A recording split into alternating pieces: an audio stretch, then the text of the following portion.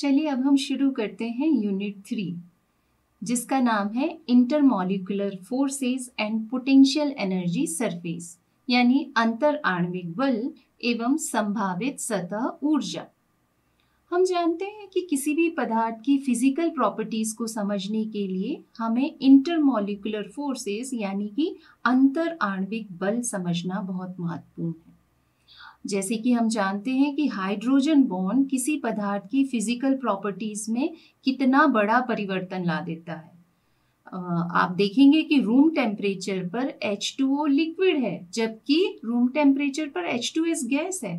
तो किस तरीके से हाइड्रोजन बॉन्ड जीवन के अस्तित्व सहित कई गुणों की व्याख्या करता है और गैसों में लगने वाले बहुत ही कम अंतर आणविक आकर्षण बल उसके आदर्श व्यवहार को कैसे परिवर्तित कर देते हैं।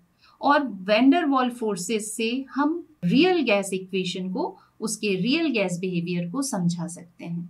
कोई केमिकल बॉन्ड बनता है या नहीं बनता और क्यों नहीं बनता, तो इसकी व्याख्या हम विभिन्न पोटेंशियल एनर्जी सरफेस के माध्यम से भी कर सकते हैं। तो इस यूनिट में हम बात करेंगे विभिन्न प्रकार के इंटरमॉलिक्यूलर फोर्सेस की, जैसे कि dipole dipole interaction, dipole induced dipole interaction, induced dipole induced interaction और हाइड्रोजन बॉन्डिंग की। हम यहाँ पर बात करेंगे आइडियल गैस बिहेवियर की और उसके विचलन की। उसके बाद हम बात करेंगे वॉन डर वाल्स इक्वेशन की और फिर हम बात करेंगे लिक्विफिकेशन ऑफ गैसेस की, गैसों का द्रवण कैसे होता है, और साथ ही क्रिटिकल कांस्टेंट के बारे में हम यहाँ जानेंगे। साथ ही हम यहाँ पर एंड्रयूज के एक्सपेरिमेंट और क्रिटिकल फिनोमेना के बारे में भी बात करेंगे और इस आधार पर हम क्रिटिकल कांस्टेंट और वॉन डर वाल्स कांस्टेंट के बीच के रिलेशन को जानेंगे। यहाँ पर हम जूल थॉमसन इफेक्ट और इन्वर्जन टेम्परेचर की भी बात करेंगे।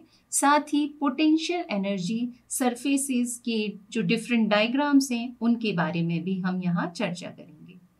तो इस पूरी यूनिट को पढ़ने के बाद आप किन चीज़ों में सक्षम होंगे, तो देखते हैं कि इस यूनिट के लर्निंग आउटकम्स क्या हैं।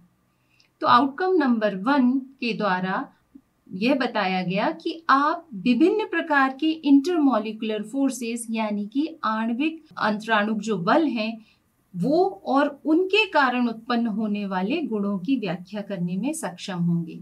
आप बता पाएंगे कि वास्तविक जीवन में हाइड्रोजन बॉन्ड की अवधारणा क्या है। आप बता पाएंगे कि आइडियल गैस बिहेवियर से विचलन क्यों होता है और क्रिटिकल फिनोमेना के माध्यम से हम रियल गैसेस के विश्लेषण करने में सक्षम होंगे। आप बता पाएंगे कि विभिन्न रासायनिक गैसों और विभिन्न केमिकल कंपाउंड्स के लिए पोटेंशियल एनर्जी सरफेस क्या होता है और उसे कैसे समझा जाता है।